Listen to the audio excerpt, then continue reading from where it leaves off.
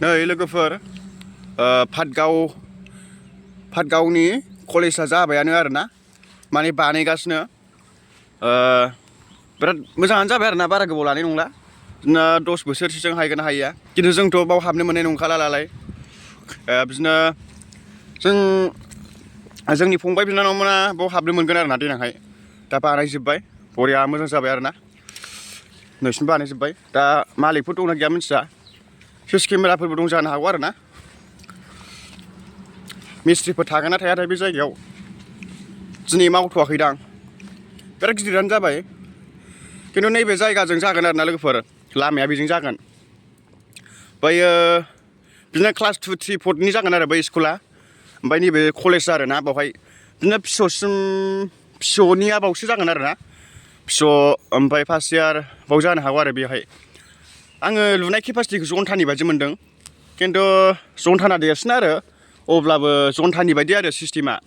नैबेजों ओरै हाबसननाय ओमफ्राय बैजोंबो ओरै हाबसननाय नैबेजों हाबग्रा आरोना जन्थानि बायदियानो जाबाय बानायजेनबायानो लोगोफोरनि माने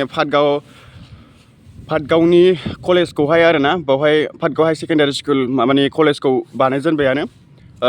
एसे गोबावानो जाबाय आं बिराद मोजां मोनदों आरोना बे कलेजखौ बानायनानै माने जोंनि पाटगाव एरियायावहाय बेफोरबायदि कलेज बानायनाय नङादां आं सानदोंमोन आरो जेन'बा बानायलादां बिदि सानदोंमोन आरो खिन्थु आं बिराद मोजां मोनदों मानो होनबा पाटगावआथ' बिराद मोजां फिल्ड दंखायो जेन'बा फुटबल बायदिसिना खालामग्रा गेलेग्रा आरो जेन'बा बाजारबो थाबाय जेन'बा पाटगाव बाजार आरो बे कलेजखौबो जेन'बा लुबाय आं बिराद मोजां मोनदों आरो जेन'बा जोंनि पाटगावआबो बेफोरबायदि कलेज थानानै मोजां मोनदों आरो जेन'बा सोलायनाय जालांगोन आरोना उनावहाय मोजां जालांगोन खिन्थु जों हाबनो मोनला लोगोफोर बेवहाय जोंनि उन्दै फंबाय बिनानावमोना बाव हाबनो मोनसिगोन आरो माने बिराद मोजां मोनदों आं बानायनानैहाय जेन'बा जोंथ' हाबनो मोनला जेन'बा जोंनि बिनानावमोन उन्दै फंबाय बिनानावमोना बावहाय बे कलेजाव हाबनो मोनसिगोन आरो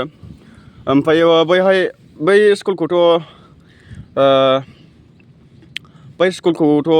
उन्दै फंबाय बिनानावमोना हाबनाय खालामसिगोन ओमफ्राय बे कलेज जासिगोन आरोना माने होद गिलायबो लांदोंलै बिल्डिंआवहाय हारसिङै ना रावबो गैया